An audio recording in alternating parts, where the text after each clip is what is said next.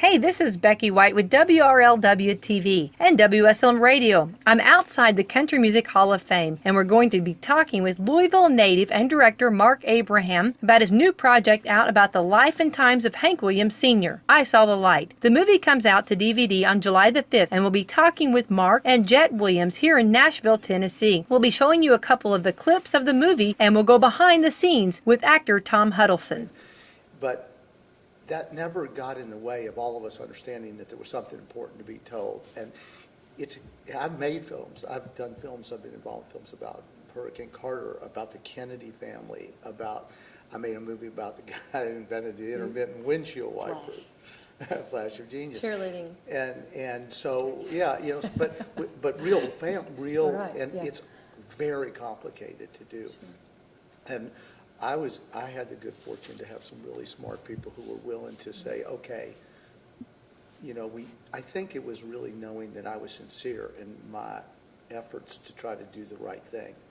And I, made a choice to make a very artistic film. I avoided a lot of things that some people wanted to see, but I never was interested in, which is Hank's early life, just because I just didn't want to go all the way back and tell a cradle to the grave story, and which meant I left out certain things. I also didn't feel like I've never really believed when I see films where they try to explain why someone is great.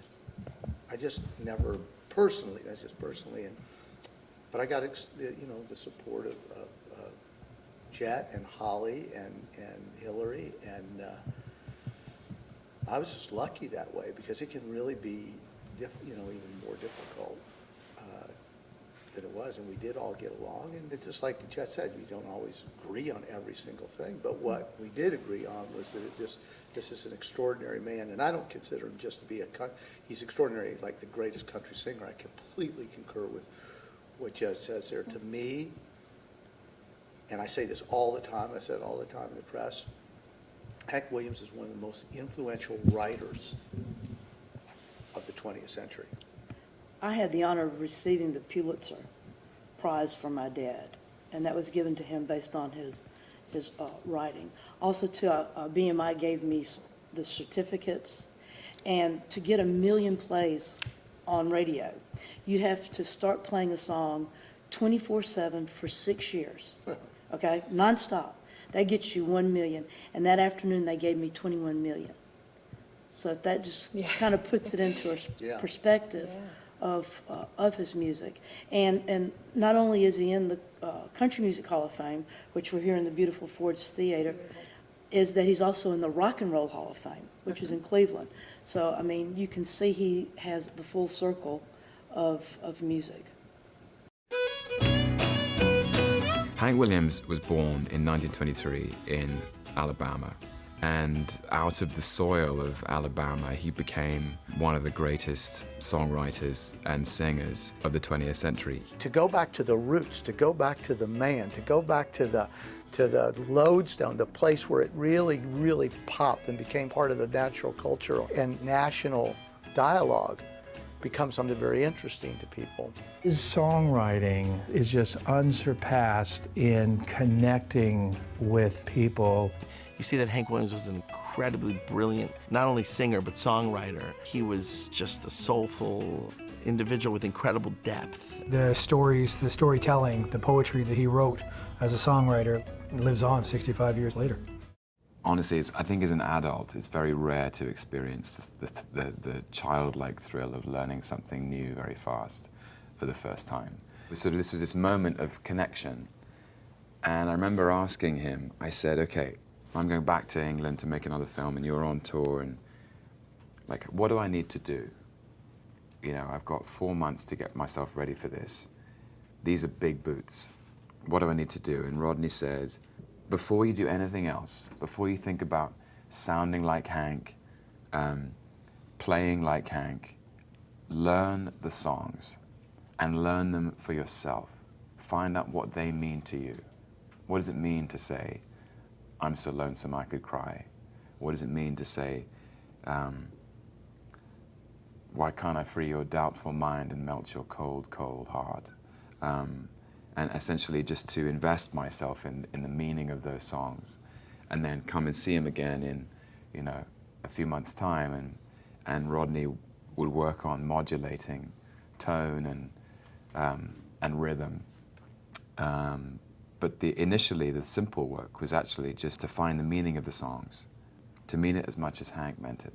Because that was the only way I think I was ever going to translate the power of his music to people, is if I was personally invested in the music myself. Came in last night at 10:30. That baby of mine wouldn't let me in, so move it on over.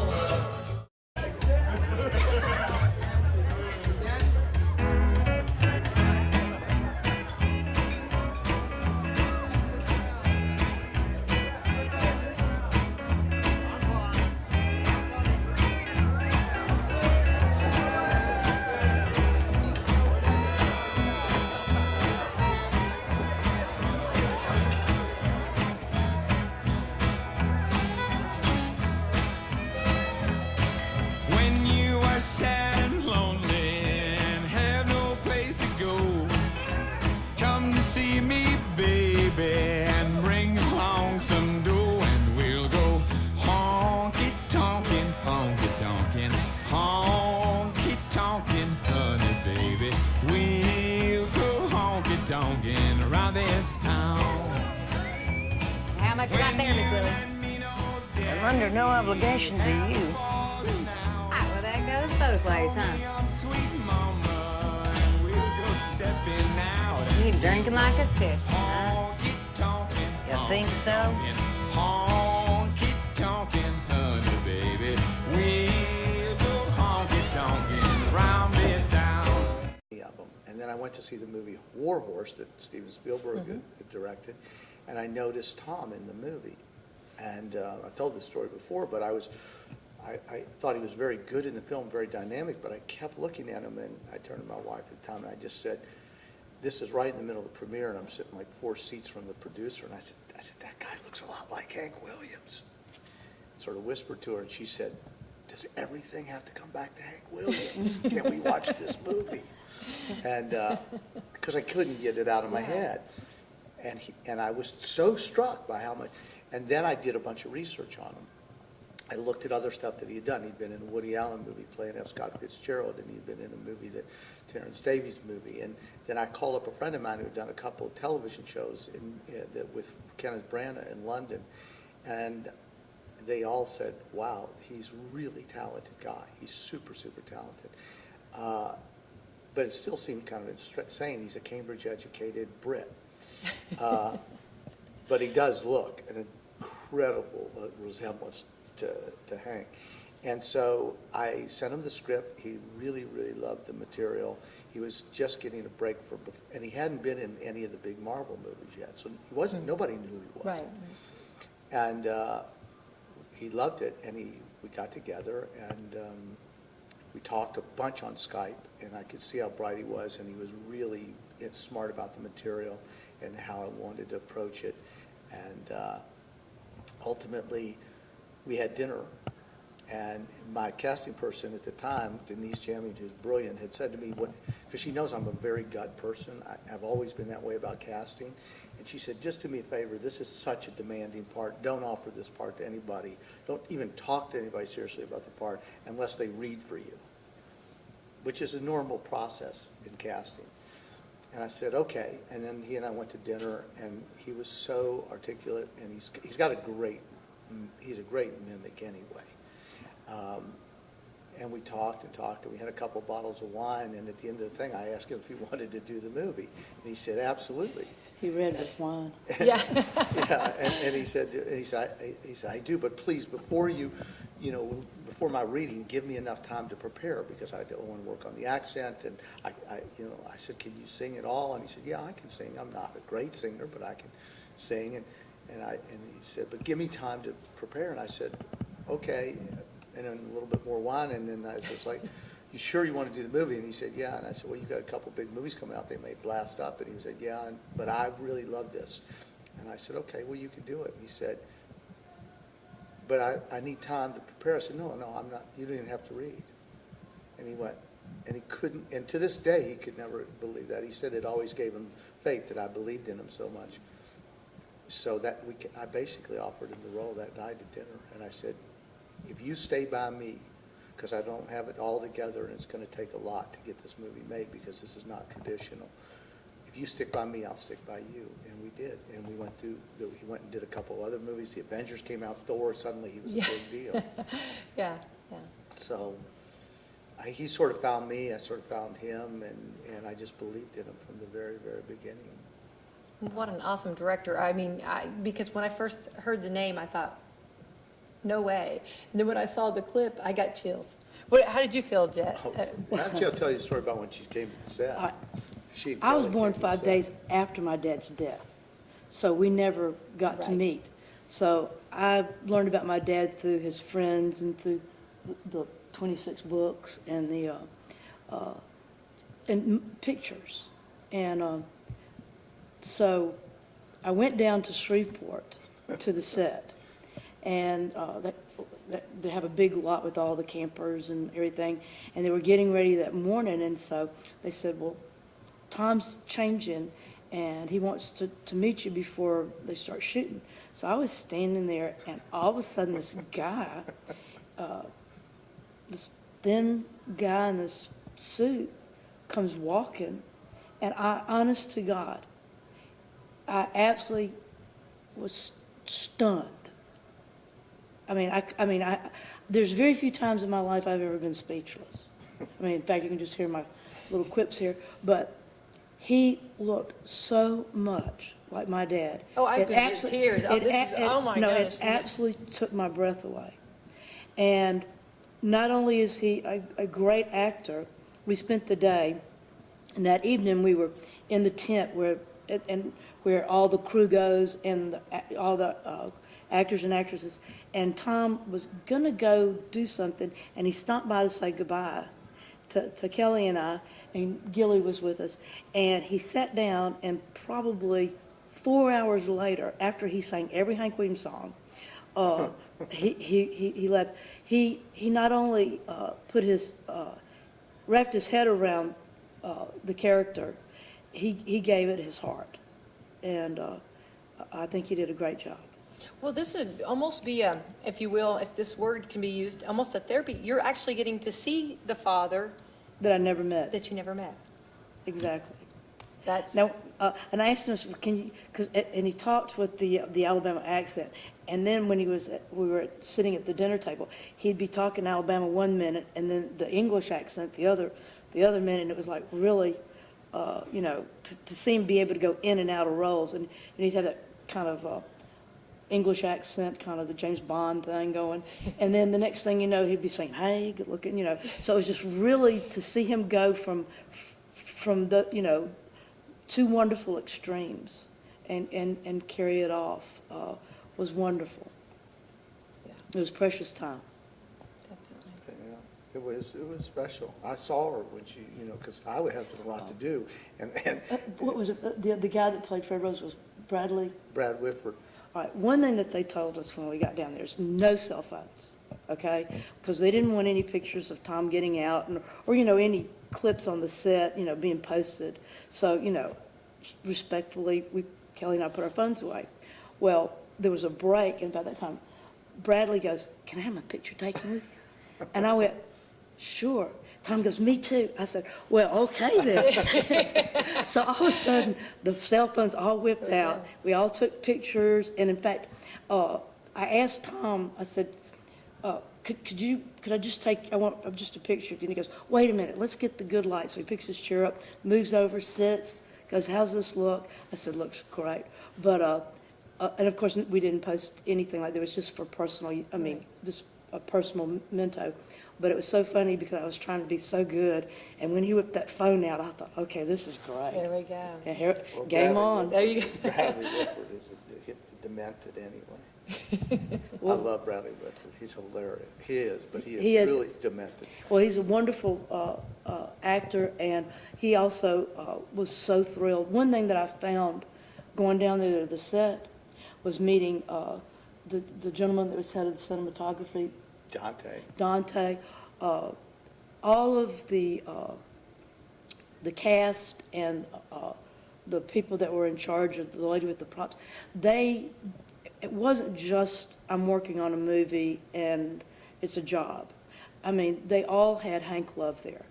And it was almost like a Hankhood, if you want to call it, to where these people would say, look, I'm honored to be a part of this, you know.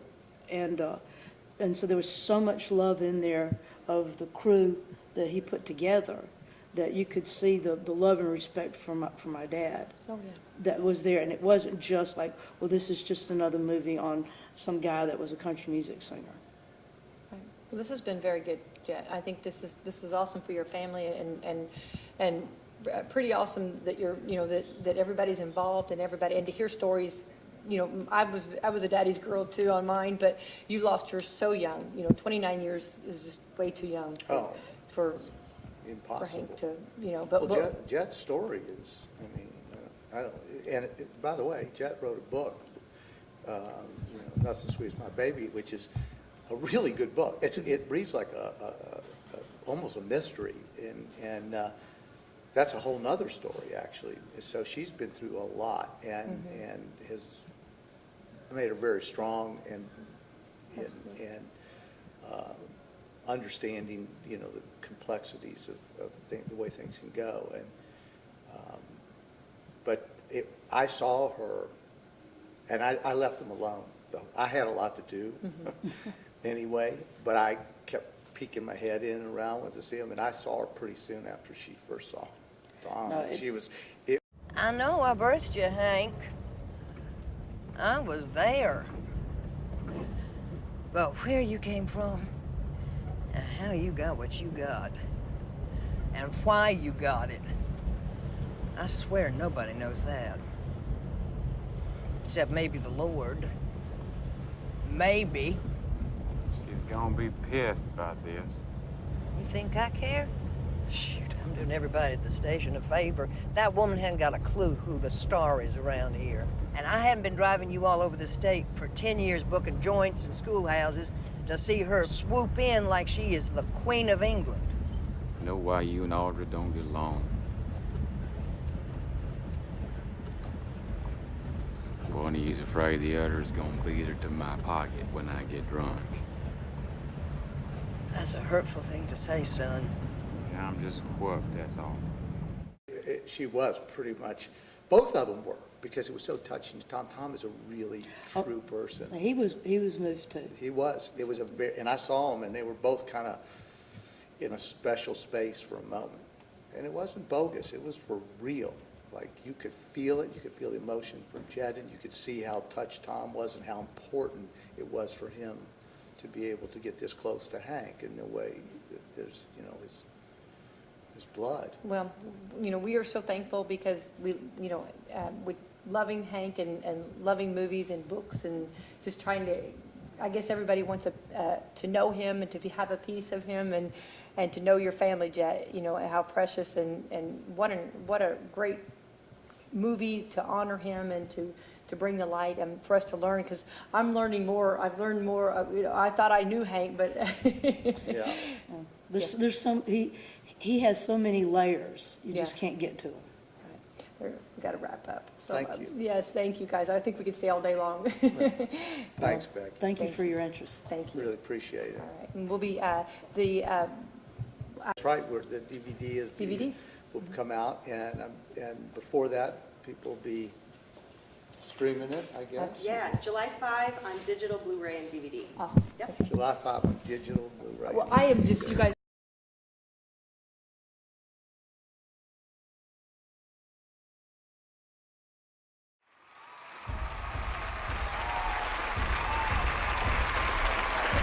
Let's give a rousing welcome to Mr. Hank Williams. All right, boys, let it roll. Hey, good looking. When he first came to see me, he played some songs he'd written, and I offered him a contract right then and there. Cooking something up with me. Do you love me? Most of the time I do. Said, hey, sweet baby. Congratulations. You have a son, Mr. Williams. He's gonna have a real dad, not like it was for me. It's a brand new recipe. You drinking like a fish tonight. What are you writing, Hank? A little poem of the Lord. Why don't you write me a poem? I might have to get to know you a little better. There's a lot of speculation about the hard lives that folk singers live. What do you mean, hard?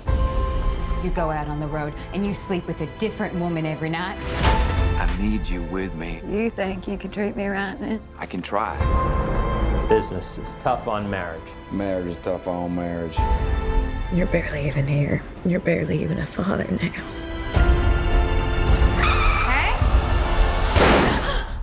Boy, I'm a professional at making a mess of things.